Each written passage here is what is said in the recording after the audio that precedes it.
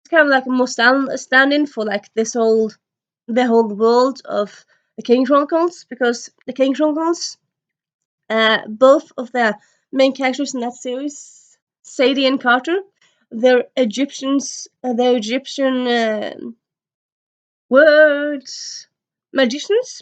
Yeah, they're magicians. So they have all this magic. They use spells. They have magical abilities, magic objects, all that to do. And yeah, of course, it's Rick Riordan, so there's also Greek gods involved. But yeah, I just really, really love this series. Definitely people should definitely check out. Very cool. Actually being made to a movie, I think by also Disney. I'm not quite sure, but yeah, Rick Riordan has said that it's the script for the first book has been more or less finished. Well, first draft anyway. So yay, excite.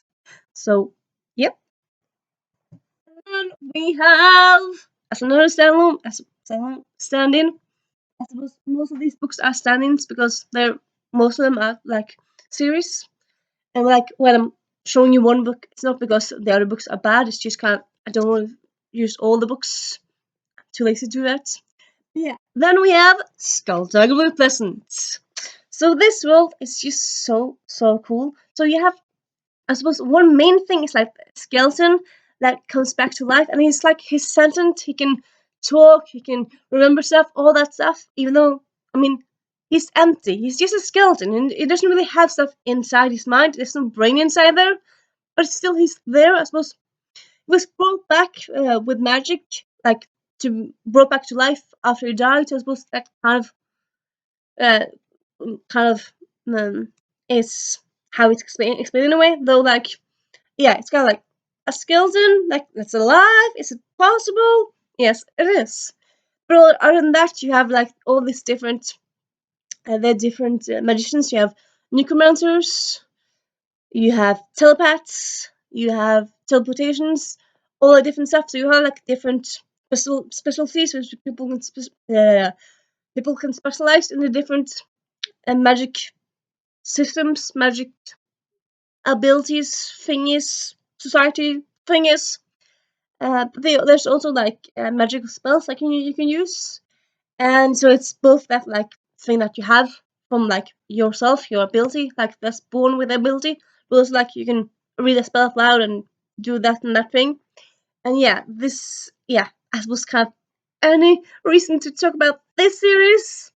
Also, in case you think like, Skulltula Pleasant, maybe I want to check it out. There's actually starting a a reread or a read along. Suppose if you haven't read it before, from February until next year. So we're gonna read the whole series, well, like the whole universe. There's actually two series. One main series, no, okay, one first series that came out first, and then he had a trilogy, and then it went back to this world. And then the last book in this whole like universe that we know of anyway is coming next year. So yeah, next in February was starting a reread. I'll link the Book Sanctuary, which is part of that, down below.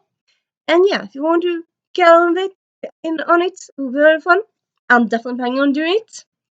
And yeah, so that's my list. That sounds so Wednesday top 5 list-ish. That's my video on books that I love. That's my magic money list. Magic money video. Yeah, let's just say it like that. And yeah, I hope you enjoyed it.